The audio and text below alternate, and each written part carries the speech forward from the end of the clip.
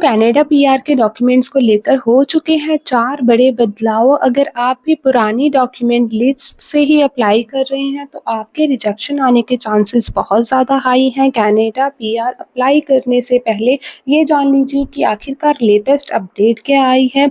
बहुत सारे लोग ट्राई कर रहे थे कनाडा पीआर को लेकर और बहुत ज़्यादा लोग एक्सपेक्ट कर रहे थे कि क्या डिफरेंट चेंजेस आने वाले हैं। तो इस वीडियो में मैं बात करूँगी आपके साथ स्पेशली इसी के रिगार्डिंग। कनाडा इमिग्रेशन के रूल्स में ज़्यादा से ज़्यादा ट्रांसपेरेंट और स्ट्रिक्ट बना दिया गया है ताकि फेक एप्लीकेशंस को रोका जा सके और जेन्युइन एप्लीकेशंस को फास्ट ट्रैक पीआर दी जा सके।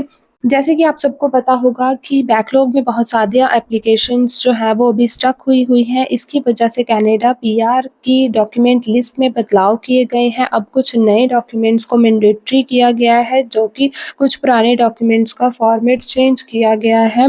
तो अब जानते हैं कि 4 बड़े बदलाव कौन से हुए हैं और हर एप्लीकेंट को ये जानना बहुत ज़्यादा ज़रूरी है। सबसे पहले जो बड़ा चेंज आया है वो आया है प्रूफ ऑफ फंड्स को लेकर। अब ओल्ड बैलेंस एक्सेप्ट नहीं होगा। पहले सिर्फ बैंक बैलेंस दिखाना ही काफ़ी होता था। रिसेंट अब 6 मंथ्स का बैंक बैलेंस की हिस्ट्री जो है वो इम्पॉर्टेंट हो गई है। फेक बैलेंस या फिर लार्ज सडन डिपॉजिट रिजेक्ट करवा सकते हैं आपकी फ़ाइल को।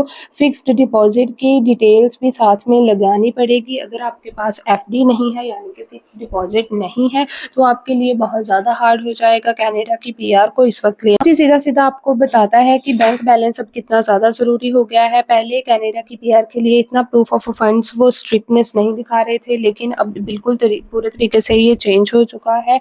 नेक्स्ट बात करते हैं जी अपडेटेड लेटर एग्जाम्पलेशन यानी कि कवर लेटर के बारे में। तो पहले ओरिजिनल होता था और ये ऑप्शनल होता था कि अब आईआरसीसी ने स्ट्रांगली रिकमेंड किया था कि इसमें ये बताना होगा कि अब आपको पीआर के लिए अप्लाई करने का रीज़न क्या है, आपका प्लान क्या है। यानी कि आपको अपना ओवरऑल प्लान डिस्कस करना होगा कि आप पीआर कनाडा की क्यों अप्लाई कर रहे हैं। अगर आपने अपनी लाइफ कनाडा में सेटल करनी है तो उसका मोटिव क्या है, उसका गोल क्या है। आप अपनी लाइफ अपनी बैकग्राउंड यानी कि अपनी होम कंट्री में सेटल क्यों नहीं कर सकते, तो आपको ये सारे रीज़न देने होंगे। अगर आपको लेटर लिखना नहीं आता तो आप मुझे नीचे कमेंट सेक्शन में बता सकते हैं, मैं आपकी बिल्कुल free of cost help out करूँगी। तो नेक्स्ट बात करती हूँ जी प्रूफ ऑफ रिटर्निंग इंटेंशन की। आप लोगों को बताना होगा कि भी हम कनाडा की पीआर लेने के बाद मोटिव क्या है, कभी हम इन कनाडा छोड़ेंगे तो हमारा पीछे बैकग्राउंड प्लान क्या है। अच्छा जी नेक्स्ट बात करते हैं proof of relationship for family PR और एम्प्लॉयमेंट रिलेटर्स फॉर्मेट चेंज। इसका फॉर्मेट जो है वो बदल चुका है। अब कनाडा पीआर के एक्सपीरियंस लेटर में जो है वो डिफरेंट तरीके की salaries, duty, job tenure, company के कॉन्टैक्ट डिटेल्स सब कुछ मेंशन करना बहुत ज़्यादा इंपॉर्टेंट हो जाएगा।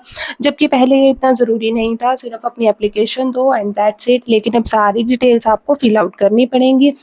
एम्प्लॉयमेंट लेटर के साथ pay slips, tax returns attach करना बहुत ज़्यादा ज़रूरी हो गया है। फैमिली स्पॉन्सरशिप में marriage certificate, photographs and joint photo का अकाउंट, जॉइंट अकाउंट भी मांगा जाएगा। तो आप लोगों के लिए ये चीज़ें बहुत ज़्यादा ज़रूरी हैं। अगर आप नहीं प्रोवाइड करवा सकते तो आपके पास स्पेसिफिक रीज़न होना चाहिए कि आखिरकार हम ये चीज़ क्यों नहीं प्रोवाइड करवा पा रहे, और वो आपका जेन्युइन रीज़न होना चाहिए, वो आपका रीज़न वैलिड होना चाहिए। नेक्स्ट बात करती हूँ जी मैंडेटरी डिजिटल डॉक्यूमेंट्स फॉर्मेट के लिए। अब जो है वो पीडीएफ में ही होगा। मैक्स साइज की लिमिट कर दी गई है। अब सभी डॉक्यूमेंट्स को पीडीएफ फॉर्मेट होने चाहिए। No images, no scan, no JPG और no PNG files. Maximum file size रहेगा जो होगा वो 4 GB के ऊपर।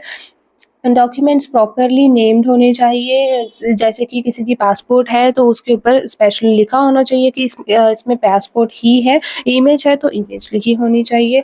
तो अब सीधी जी बात करें तो रिजेक्शन का रीज़न बहुत ज़्यादा बढ़ गया है, क्योंकि डॉक्यूमेंट्स पहले से स्ट्रिक्ट हो चुके हैं, लेकिन बहुत ज़्यादा लोगों के लिए ट्रांसपेरेंस हो गया है, क्योंकि बिल्कुल सीधा फेक जो है फाइल्स वो पहले ही नहीं आएंगी लाइन में। तो आप लोगों का बैकलॉग जो है वो क्लियर हो जाएगा।